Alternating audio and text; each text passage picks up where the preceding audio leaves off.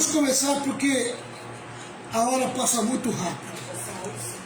Nós vamos recapitular. Nós estamos no capítulo 2. Capítulo 2. Passamos pelo capítulo 1, que foi do versículo 1 ao versículo 4 de Tiago, capítulo 1. Como transformar provações em triunfo. Agora estamos no capítulo 2, que está sendo do 5 ao 18. Como viver com sabedoria. E nós estamos no primeiro ponto desse capítulo, né? Como lidar de forma sábia com as provações. Que essa primeira sessão vai do versículo 5 ao versículo 12. Nós vamos tratar hoje do terceiro tópico, sendo que nós estamos falando sobre alguns princípios para lidarmos com as provações. O primeiro tópico é: quando somos provados, precisamos pedir sabedoria. Tiago 1, 5 a 8. Quando somos provados, precisamos pedir sabedoria. Segundo ponto, onde nós paramos: quando somos provados, precisamos conhecer o caráter de Deus, né? Nós falamos aqui no primeiro ponto, e agora estamos no segundo, vamos entrar no terceiro ponto. Terceiro ponto. Hoje, agora, nós vamos ver aí o versículo 6 ao versículo 8. Versículo 6 ao versículo 8 de Tiago 1, que diz assim: porém, peça com fé, e não duvidem de modo nenhum, pois quem duvida é como as ondas do mar, que o vento leva de um lado para o outro. Quem é assim, não pense que vai receber alguma coisa do Senhor, pois não tem firmeza e nunca sabe o que se deve fazer. Amém? Então esses são os versículos que nós estamos nos baseando. Bem, a partir desse princípio, essa palavra, nós vamos começar falando aqui, amém? Usando o nosso comentário bíblico, que diz assim: Tiago compara o homem que ora a Deus, mas duvida a 3 figuras. Tiago compara o homem que ora a Deus, mas duvida a 3 figuras. Primeiro, ele é como as ondas do mar. Ondas do mar. Está no versículo 6. Como uma pessoa que oscila entre fé e incredulidade, ânimo e desânimo, otimismo e pessimismo. Ora está no alto, ora no vale. Um dia fervoroso, outro dia abatido. Ele é assim, ó. Ele não permanece num estágio só, né? Ele se deixa levar. Ele tem uma temperatura muito dupla. E por quê? Porque a dúvida leva a pessoa a agir dessa maneira. Eu vou repetir. Ele é como as ondas do mar. Uma pessoa que oscila entre fé e incredulidade. Um dia está com fé, outro dia está duvidando, outro dia não está acreditando, né? Um dia ele está dizendo que vai até o fim, outro dia ele está dizendo que vai desistir. Essa é a pessoa que duvida. Ela não tem uma fé firme, tá? Um dia está animado, outro dia está desanimado. Amém? Um dia acorda como o leão da montanha, no outro dia acorda como a hiena, né? Dia lindo, dia maravilhoso, leão da montanha. Ó dia, ó vida, ó azar, a hiena. Ela vive nesses dois comportamentos. Um dia ela é otimista, tudo vai dar certo, tudo vai acontecer. No outro dia é pessimista. Estou na fé, né, pastor? Otimista, né? Um dia ele é otimista, outro dia, não sei não estou vendo nada acontecer. Fala e não acontece. É sempre a mesma coisa. Um dia otimista, outro dia pessimista.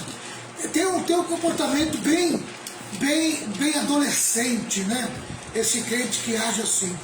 Ele ora com dúvida, ele não ora com fé, ele ora com dúvida. Ele não crê como tem que crer. Não existe firmeza naquilo que ele acredita.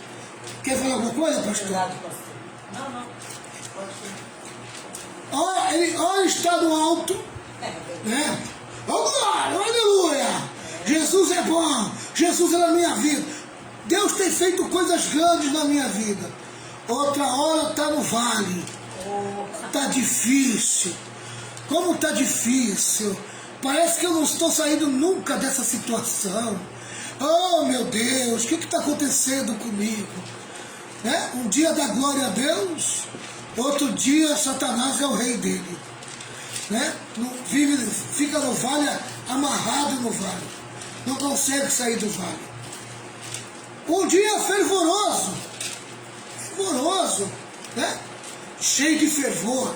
Oh, aleluia, glória a Deus. O Senhor é poderoso na minha vida. Coisa grande o Senhor tem feito. Outro dia ele está abatido. Estou vendo nada. As coisas não acontecem.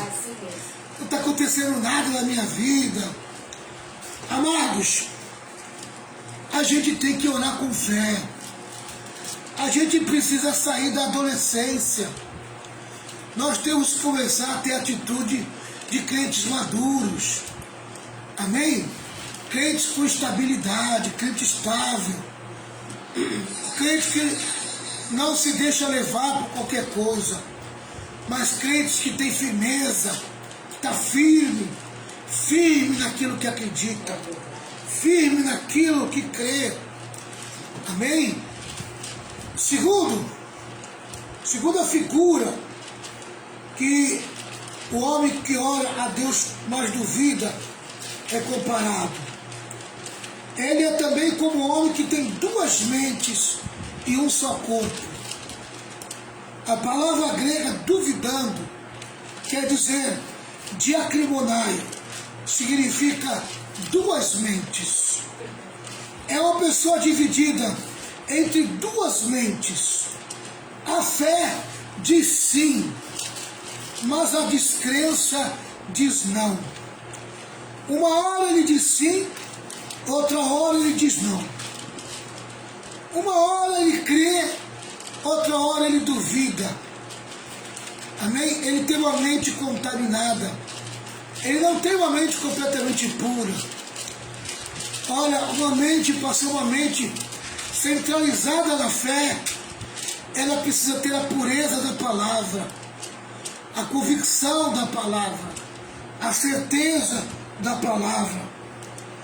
A sua mente é submissa à palavra de Deus. Mas se a sua mente não é submissa à palavra de Deus, ela vai se dobrar para o mundo, ela vai se dobrar para as dúvidas que o diabo, que os demônios, que o sistema coloca sobre ela. E ela acaba se sujeitando a essas dúvidas, acaba se submetendo a essas dúvidas. Uma mente dividida não pode chegar até o fim, não pode avançar. É uma mente que para no meio do caminho, né, pastor Renato? É isso aí. Quantos começam bem e terminam mal, né, pastor? Começam na fé, começam acreditando, né? Aí, quando as coisas vão tudo ao contrário do que ele quer, aí ele desiste. Para no meio do caminho, né, pastor? Exatamente. Pode. A terceira figura que compara o homem que ora a Deus, mas duvida. Ele ainda é como duas almas em um só corpo. Quer dizer, duas pessoas num só corpo. A palavra grega dobre, dipshinoi, Dipsishoi significa duas almas, almas divididas. É tentar andar em dois caminhos, é tentar servir dois senhores. Tiago fala de dois resultados negativos ao crente que ora, mas duvida. Primeiro, fracasso na oração. Segundo, inconstância espiritual. Falta de firmeza, falta de segurança naquilo que crê, ele é inconstante espiritualmente. Ele não revela uma firmeza, ele não tem uma firmeza, ele não demonstra segurança naquilo que crê, naquilo que acredita. Automaticamente essa oração é fria, sem resultado, fracassada. O homem que duvida, quando ora, não chega a lugar nenhum, não tem resposta na oração. Para você ter resposta, você tem que ter demonstração de fé. E isso envolve segurança, isso envolve firmeza daquilo que crê, daquilo que acredita.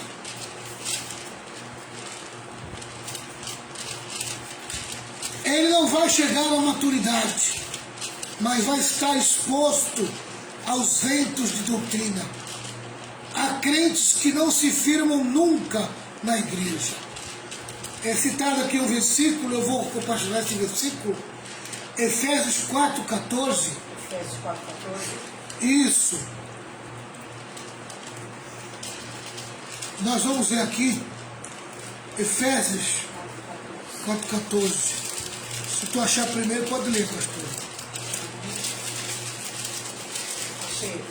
Pode ler. Pode ler, pastor? Pode. Efésios 4:14. 4,14.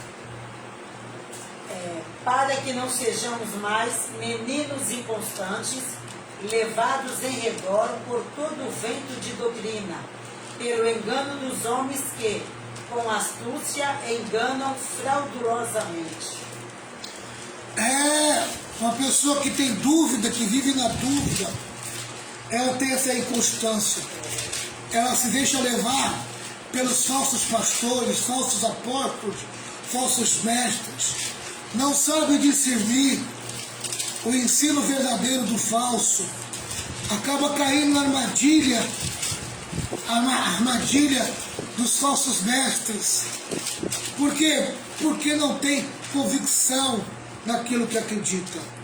Não tem convicção naquilo que crê. Meu irmão e minha irmã, em nome de Jesus, você precisa ter fé. Você precisa acreditar. E a tua oração, para ter resultado, ela precisa ser a oração de alguém que acredita de verdade, de alguém que crê de verdade. Harold D. Fultz ilustra bem a pessoa que ora, mas duvida, que oscila entre a fé e a incredulidade. Olha o que ele escreve. O que duvida é como uma onda agitada pelo vento, para lá e para cá, para cima e para baixo, para frente e para trás, ao sabor do vento. Como navio desorientado, como homem sem direção e sem controle. Você conhece alguém assim? Dê um jeito hoje, de outro jeito amanhã. Ontem por cima, hoje por baixo, à mercê das mais variadas circunstâncias, porque esse alguém não tem sua vida ancorada na palavra de Deus e não busca a direção do Espírito de Deus. Deus não responde a alguém assim, e isso não ocorre por causa de uma falha no caráter de Deus ou falta de desejo da parte dele, mas é a consequência de uma falha daquele que pede. Se você não pede com fé, se você duvida quando pede, não tem como Deus te responder. Amém? Você é uma pessoa que não crê, você é uma pessoa inconstante. E como diz aqui, amém, é levado por qualquer tipo de ensino, qualquer tipo de doutrina. Qualquer mestre mentiroso consegue seduzir esse tipo de pessoa. E eu vou dizer mais, amém, não para igreja nenhuma, não consegue criar raiz numa igreja, não dá frutos aonde foi chamado. Meu irmão e minha irmã, você foi chamado para desenvolver a tua vida de fé, desenvolver o teu lado espiritual. Você foi chamado para crescer. Você tem que crescer. Você precisa buscar teu crescimento. E na medida que você crescer, você vai parando com as meninices da vida. Você vai saindo da fase da adolescência e vai se tornando um cristão adulto. Eu fiz aqui um resumo do que eu tratei e escrevi da seguinte maneira: quem ora com fé está firmado naquilo que acredita. A pergunta é a seguinte: no que você acredita? Em que você acredita? Em que você está firmado? Você é uma pessoa firme naquilo que crê? Você tem segurança naquilo que você acredita? Segundo, quem ora com fé está firmado na palavra de Deus. Sua mente é submissa a ela. Tua mente está se submetendo a quem? A palavra de Deus? Ao mundo? Aos demônios? Quem é que domina a tua cabeça? Quem é que faz tua cabeça? Deus ou o diabo? A sua palavra? Ou aquilo que o diabo lança e joga na tua cabeça? Meu irmão, se você gasta mais teu tempo com outras coisas que não seja a palavra de Deus, a tua cabeça vai estar cheia de tranqueira e de sujeira. E na hora que você quiser expressar fé, ela não vai ter lugar. Porque você não lê Bíblia. Você não lê a palavra, você não gasta tempo com a palavra. Você não gasta tempo ouvindo a palavra, lendo a palavra. E quando vai orar, não tem nem palavras de oração. Meu irmão e minha irmã, é tempo de avivar teu coração.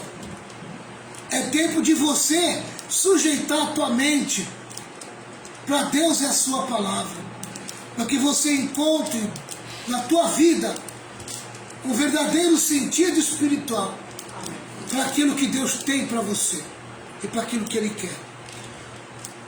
Terceiro, quem ora com fé está firmado apenas em um caminho, o caminho que é Jesus. Um caminho que é direcionado pelas palavras de Cristo, é direcionado pelo Espírito Santo. Então quem ora com fé está firmado apenas em um caminho. O caminho que Jesus nos direciona pela palavra e pelo Espírito Santo. Aqui está muito claro que Deus está tratando com a gente. É muito importante você entender o que Deus quer de você. Vamos para o quarto ponto. O quarto ponto fala sobre quando somos provados, precisamos nos alegrar com as riquezas espirituais. Quando somos provados, precisamos nos alegrar com as riquezas espirituais. Então, nós aprendemos hoje o terceiro ponto. Quando somos provados, precisamos orar com fé. E agora vamos aprender o quarto ponto. Quando somos provados, precisamos nos alegrar com as riquezas espirituais. Nossa, isso aqui é muito importante. Eu estava estudando hoje isso aqui e isso bateu muito forte no meu coração. Vamos lá. Diz assim, a palavra do Senhor. Tiago aplica o princípio da sabedoria nas provas em duas circunstâncias específicas: cristãos pobres e cristãos ricos. Eu vou repetir. Tiago aplica o princípio da sabedoria nas provas em duas circunstâncias específicas: cristão pobres e cristão rico. Querido, a aprovação quando vem, ela vem para o pobre e para o rico também.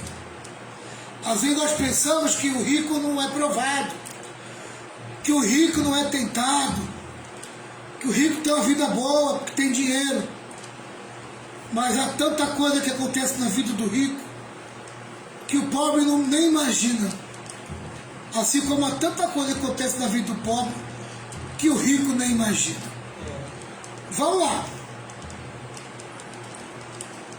Dinheiro e status eram problemas reais entre aqueles irmãos que Tiago está tratando. Por isso, nós vamos separar alguns versículos que eu gostaria que a pastora Renata lesse. Tiago 2, do 1 ao 7.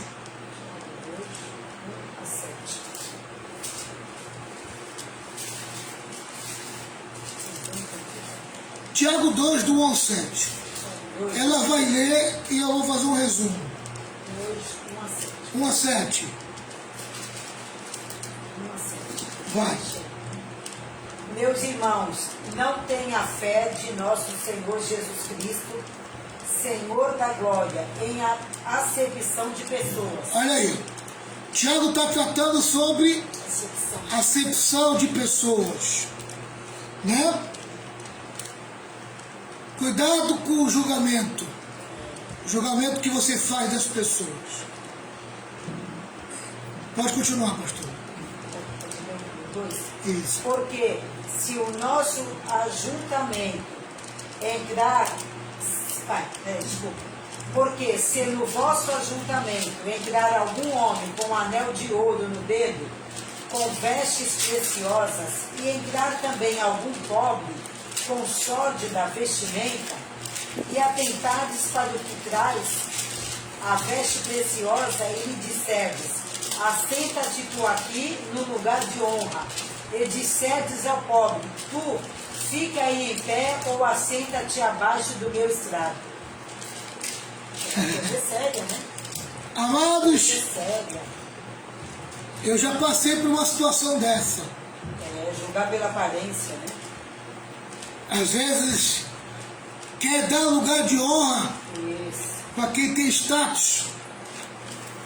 Estava na festa da igreja, estava sentado aonde o pastor líder, o presidente, pediu para que nós sentássemos. Eu estava quietinho no meu canto.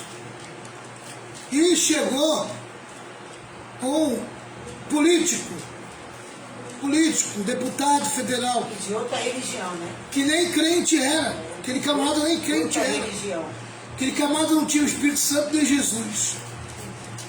E o pastor pediu que eu saísse do meu lugar. E, olha, eu me senti enxotado daquele ponto. Me senti desonrado, humilhado. Fiquei triste. Eu falei, nossa, que humilhação, né? A gente vai para um lugar, chega primeiro, ocupa um lugar e a gente é tirado daquele lugar porque a gente não tem, nos olhos dos homens, o mesmo status, né? E ali eu fiquei triste. E tem muita gente que faz isso.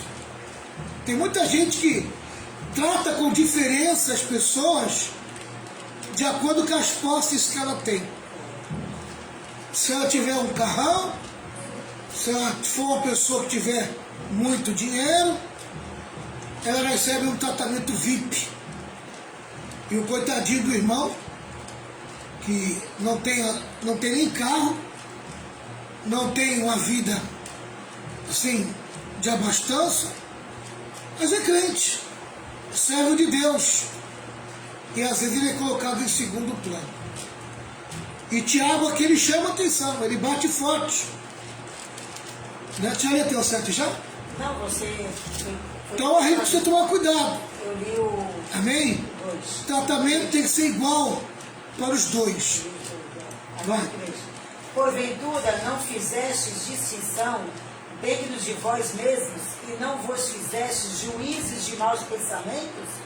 Ouvi, meus amados irmãos, porventura não escolheu Deus aos pobres deste mundo para serem ricos na fé e herdeiros do reino que prometeu aos que o amam? Mas vós desonrastes o pobre. Porventura não vos oprime os ricos e não vos arrastam aos tribunais? Porventura não blasfemo eles o bom nome de sobre vós foi invocado, que foi invocado? Parou 7 aí? Parou 7, já. Amém. Assim Aqui a mesmo. gente aprende o seguinte: É assim mesmo. não use maus motivos para julgar o valor dos outros. Amém? Qual é o valor dessa pessoa? Amém? Você julga pelos teus olhos, mas Deus julga pelo coração. Deus conhece qual é o valor que a pessoa tem. Amém?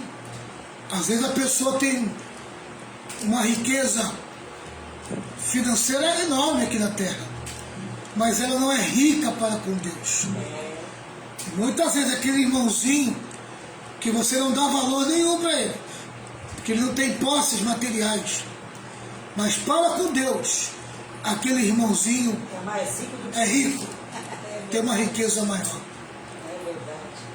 Cuidado para não julgar pela aparência. Vai, pastor. Às vezes, pastor, tem pessoas também que estão dentro da igreja, entendeu? E não aceita, às vezes, aquele pastor humilde, né? Aquele pastor que não tem condições financeiras, é ou não é? E também o quê? Rejeita também a igreja também. Fica menosprezando a igreja. Ah, mas essa igreja aqui, igreja pobre, igreja humilde. Ah, eu quero uma igreja que tenha tudo. Entendeu, pastor? Rejeita as pessoas simples, né?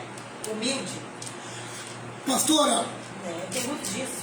eu estava lendo essa palavra hoje, e você está colocando essa colocação de igreja.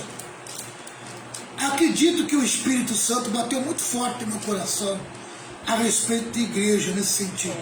Quantas igrejas aí? Os crentes hoje, eles estão procurando uma igreja como procuram um condomínio para morar. É isso mesmo.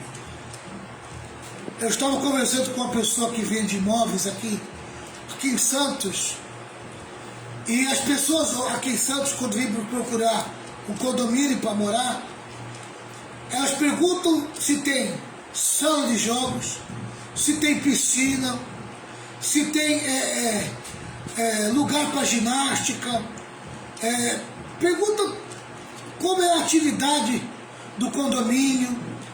Olha, elas procuram tudo do que existe do condomínio. Amém? Elas não estão preocupadas com a moradia, se a casa tem 2 quartos, sala, cozinha e banheiro, se é confortável, se tem elevador, não tem. Amém? Ela está preocupada com o luxo do condomínio. O que ele tem a oferecer, né? O que o condomínio Tem tem a oferecer. coisa material. É. Né?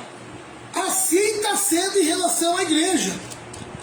As pessoas chegam na igreja, elas não vão procurar Jesus.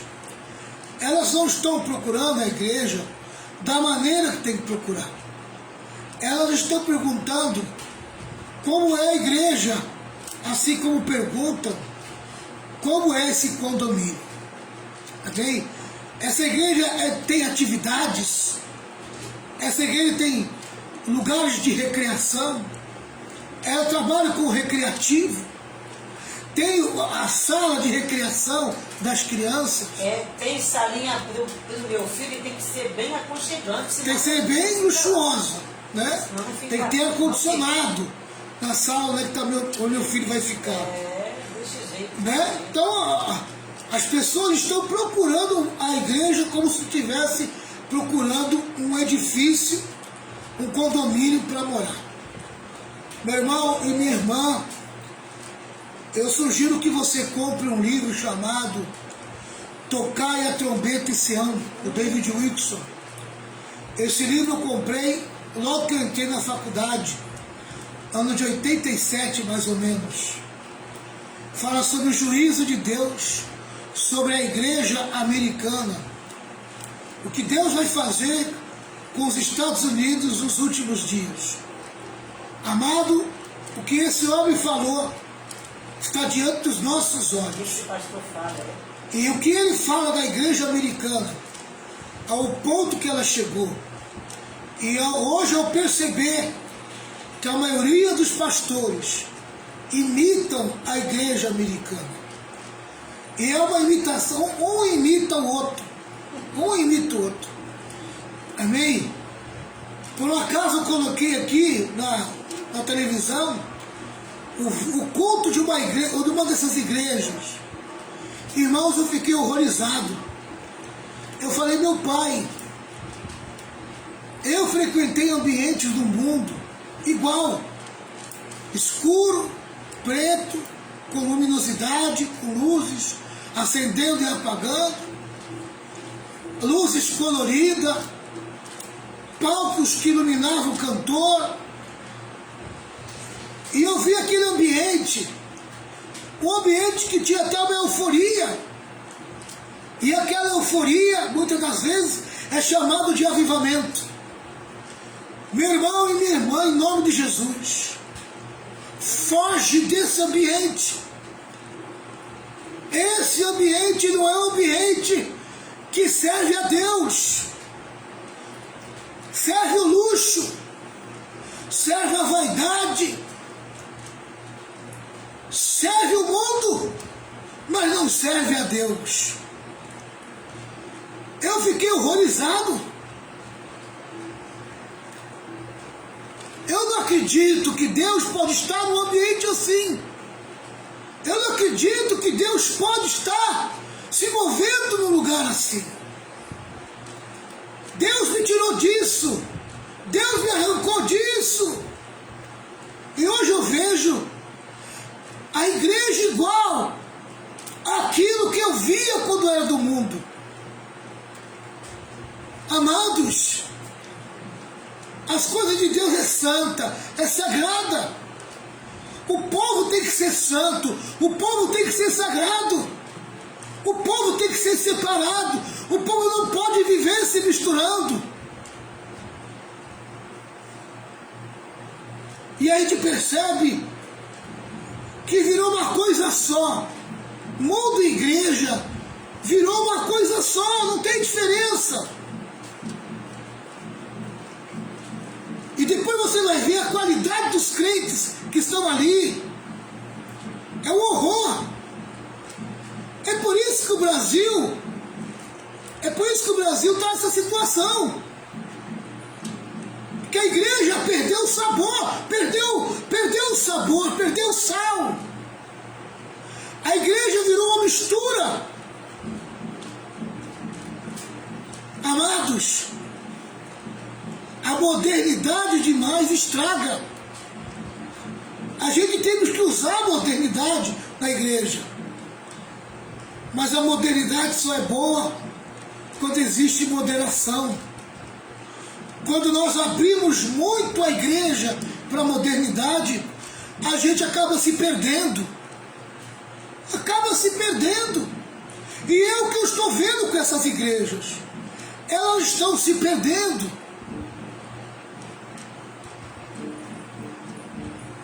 Onde que vai parar esse luxo? Para quem vai ficar esse luxo todo que eu estou vendo por aí? Amado, eu confesso que eu teria muita dificuldade de pregar numa igreja assim. Se eu fosse pregar numa igreja assim, a primeira coisa que eu ia pedir, por favor, acende todas as luzes, porque eu quero olhar nos olhos com quem eu estou falando. Quero olhar bem nos olhos com quem eu estou falando. Porque eu vou dizer uma coisa para você, amado. Você só consegue discernir o público quando você olha nos olhos. E no escuro você não enxerga ninguém. É isso. Um pregador, um pastor, um homem de Deus, que vai pregar sem olhar nos olhos da pessoa, pregar como se fosse um artista. Oh, meu irmão, eu não sei se vai chegar no ouvido de algum pastor de uma igreja dessa. Eu só tenho uma coisa a dizer para você. Você se converte, volte para o primeiro amor, volte para a simplicidade de Cristo, volte a santificar a tua vida. Teu coração está inundado pelo pecado, pelo dinheiro e pelo mundo, e você não percebeu ainda. Você está iludido pela multidão e pela quantidade de pessoas que tem adentrado na sua igreja, e você acha que isso é um sinal de que Deus está com você. Mas eu vou dizer algo para você: isso é um sinal da tua destruição espiritual. Você vai prestar conta pela multidão de pessoas que estão indo para o inferno por tua culpa. Esse povo não sabe o que é ser santo. Esse povo não sabe o que é santificação. Não conhece um Deus santo. Que falta de temor. Deus me livre. Falta de temor. E os coitadinhos dos crentes que nasceram ali, que também não sabem o que é santificação, sai chorando de emoção.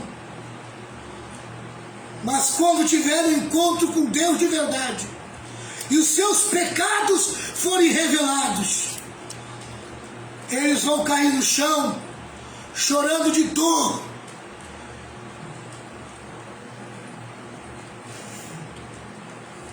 Está na hora de começar o julgamento pela casa de Deus. A igreja brasileira está a caminho da falência espiritual. Falência espiritual. Daqui a pouco, meu irmão, daqui a pouco não terá mais como alimentar esse povo. Porque eu vou dizer algo para você: a carne inventa muita coisa para satisfazer a alma das pessoas, mas uma hora a carne cansa. E aí, meu irmão, se você não tiver aquilo que o Espírito produz para alimentar o crente vai morrer de fome.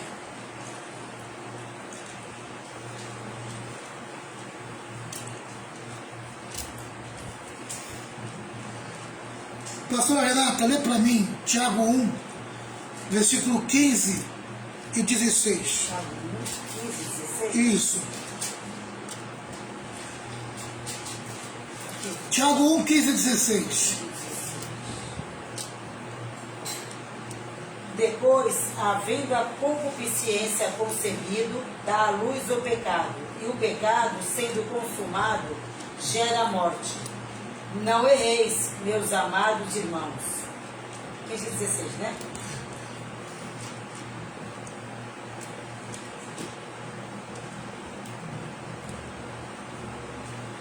Tiago, desculpa, pastor. É Tiago 2, 15 e 16. 2, 15 e 16? Isso. É Tiago 2, 15 e 16, irmãos. 2, 15 e 16? Isso. E se o irmão ou a irmã estiverem nus e tiverem falta de mantimento cotidiano, e algum de vós lhes disser: ide em paz, aquentai-vos e fartai-vos, e lhes não derdes as coisas necessárias para o corpo, que proveito virá daí? pergunta. Amém. Mateus 16, né? Tu leu 16? Leio, Mateus 16. Eu vou ler a linguagem de hoje que Isso que é mais claro. eu acho que deixa um pouco mais claro. Isso é mais claro. Por exemplo, pode haver irmãos ou irmãs que precisam de roupa e que não tem nada para comer. Se vocês não lhe dão pão, o que eles precisam para viver, não adianta nada. Que Deus abençoe. Vistam-se, vistam agasalho e comam bem. Como é que eles vão se vestir e como é que eles vão comer se eles não têm? Amém? Quer dizer, só falar, uma fé que não é prática, só fala, né? A pessoa chega até você com necessidade, precisando de alguma coisa para comer, precisando de alguma coisa para se vestir, e você diz que ora por ela, amém? E olha, que Deus te abençoe e que você arrume algum lugar para tu comer e se vestir. Meu irmão, a fé sem as obras, ela é morta. A fé tem que ser prática, né? Então, muitas vezes, a gente tem uma fé vazia. A gente não tem uma fé que realmente é prática. A gente não aplica a nossa fé. A gente fica só na fala, só na conversa, tá? Então, a ideia é essa. Amém? A nossa fé, ela não tem que ser uma fé só falada. Ela tem que ser uma fé prática, que realmente faz as coisas acontecer. Tá bem? Mais um versículo para você meditar. Tiago 4, versículo 1 ao 3, pastora. Tiago 4, 4, do 1 ao 3. 1 a 3. De onde vêm as guerras e pelejas entre vós? Porventura não vem disto, a saber dos vossos deleites, que nos vossos membros guerreiam? Cobiçais e nada tendes, sois invejosos e cobiçosos e não podeis alcançar. Combateis e guerreais e nada tendes, porque não pedis. Pedis e não recebeis, porque pedis mal, para o gastardes em vossos deleites. É até o... Por que a pessoa não recebe resposta da sua oração? Porque pede mal. O que é pedir mal para Tiago? Pedir mal é pedir com a motivação errada. Pedir com ganância, mesquinhez, egoísmo. Pede para satisfazer a si próprio, né? Pede para se gloriar. Sabe? A pessoa não pede para dar glória a Deus. A pessoa não tem motivação certa. Se não tem motivação certa, não terá resposta na sua oração. Deus não é bobo. A pessoa, quando pede alguma coisa, tem que ter motivação. Motivação correta. Motivação certa. Sem hipocrisia, sem mentira, sem egoísmo, né? A pessoa precisa saber pedir com sabedoria, com inteligência, as coisas de uma maneira humilde. Pede com arrogância, pede para satisfazer a carne, não vai receber nada, não recebe nada da parte de Deus, tá? E por último, Tiago 5, do versículo 1 ao 8.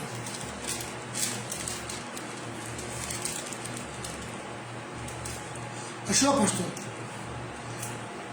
Deixa eu ler aqui que ela está ocupada com outra coisa ali. É que eu estou anotando. Diz assim, Tiago 5, do 1 a 8. A linguagem é melhor. Agora, ricos, escutem, chorem e gritem pelas desgraças que vocês vão sofrer. Isso aqui é uma profecia. Ó. Agora, ricos, escutem, chorem e gritem pelas desgraças que vocês vão sofrer. Amém? Qual é a igreja de Apocalipse que o Senhor chama a atenção e julga aquela igreja? Porque ela se sentia rica, abastança. Amém?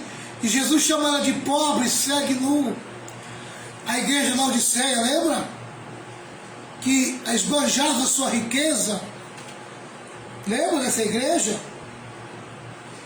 Amém? Aqui Tiago está dizendo o seguinte, que o rico no final, que não chora, que não se humilha, que não busca Deus de todo o coração, ele vai acabar chorando e gritando pela desgraça que vão sofrer.